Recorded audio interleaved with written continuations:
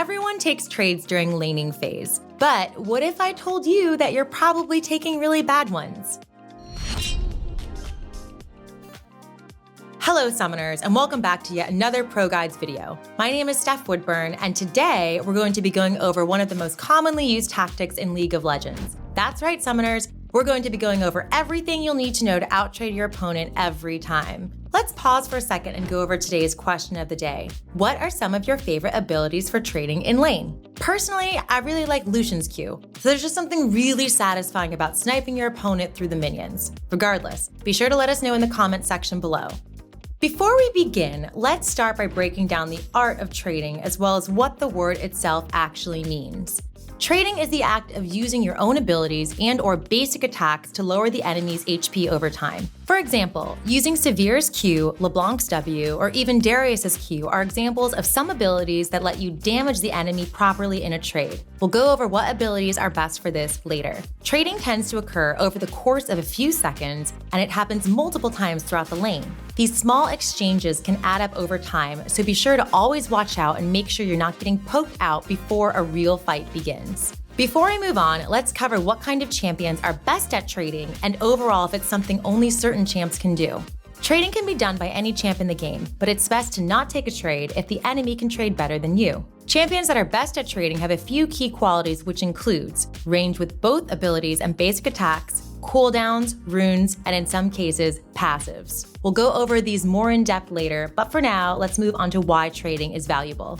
Trading as a whole is an extremely valuable tactic that nearly everyone uses. However, some people tend to forget how strong it is because it's seen as such a normal thing. Overall, the act of trading provides you with a health advantage and, depending on your champion, a mana advantage. Over the course of a few minutes, these small trades add up and can lead to you having an extra 300 to 400 HP advantage before a real fight even begins. With this HP advantage, you can choose to pressure your enemy laner, and if the advantage is big enough, you open yourself up to being able to kill the jungler should they interfere. The pressure you create when you consistently outtrade your enemy is what trading is all about. This pressure can do a multitude of things, such as how it tends to ensure that you will win if the enemy bot shows up to a fight at the same time as you, or that the 60% chance you win the 1v1 now becomes 90%, or even something as unconsidered as the enemy won't force a fight on you if they're low on HP. Now that we know why trading is so important, let's actually go into how it's done.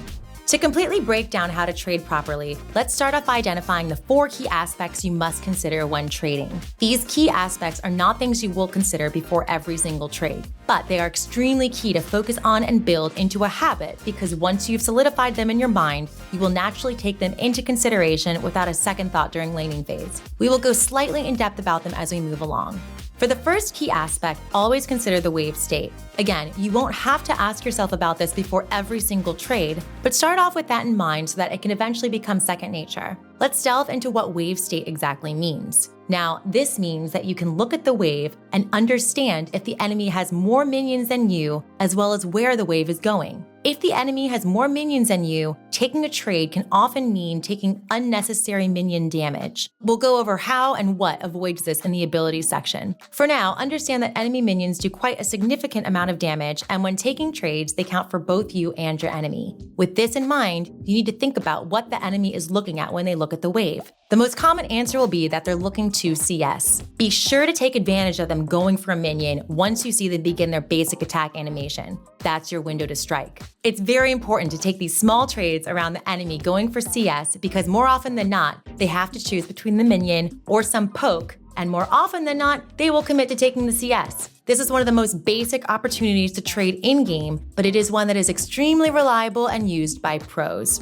For the next key aspect, we're going to be looking at champion abilities. When trading, you always want to have an idea of your enemy's abilities as well as yours. Ask yourself, how do they work? What's the range? How much damage does it do? Does it cost a lot of mana? These types of questions are best for preparing yourself, and again, the more you play and practice, the more this will become second nature. If you know your abilities do more damage and have more range than the enemy, you'll be able to take riskier trades and still win. However, if the card is flipped, you'll have to be able to understand that the enemy will want to poke you out. With this knowledge, on the offense, you know when you can win the trade. On defense, you'll be able to gauge if losing that one minion is worth how much damage the enemy can do. While we're still on the topic of abilities, let's cover one of the best tricks you can use to your advantage while trading. Obviously, using abilities from afar is a great remedy to avoid not only the enemy's trade damage, but their minions' damage as well. What if I told you that using AoE spells that hit minions first don't actually aggro the minions and make them focus you? That means things like Yasuo Q, Lucian Q, Caitlyn Q, etc. can all be used throughout the minion wave, and as long as the ability hits the minions first, this will not grab their attention. Use this to your advantage for not only winning trades, but as an amazing way to manipulate the wave in your favor. If you'd like to push the wave, hit the minions as well as your targets so that you not only gain free wave priority, but also so that you gain that sweet HP advantage. As for our second to final key aspect, we're going to be talking about enemy and ally positioning. For some champions, taking a quick trade is rather simple. You use your ability and it does damage. This, however, is not always the case. For some melee laners, you use your gap close to commit a quick trade, then you leave. Or you do some variation of this. With this in mind, oftentimes these kinds of abilities have very long cooldowns. Be sure to check your minimap to make sure you're not using your key abilities for some poke damage when your life could be in danger. Or, better yet, maybe your jungler had come to gank without you noticing, but now you lack follow-up because you blew all of your cooldowns a few seconds earlier. Besides checking your map often, knowing where your enemy is positioning and often asking yourself why can help a ton with these trades. If they're standing abnormally close to one side of the jungle when they never did before, you can easily deduce that there is probably an enemy jungler hiding in the fog of war. Another use of the enemy's position is that you can trade far more effectively. If you see the enemy is looking to sit back, you can understand that they're going to give up the minion to avoid being harassed. Use this advantage to gain a free skill shot towards them while also keeping in mind to not walk past their minions. If the enemy is choosing to not step up, then the moment you pass their minions to trade a few autos, you're going to eat a lot of free minion damage. Keep the enemy's position in the back of your head, and, as with the other three key aspects, be sure to remember that practice makes perfect.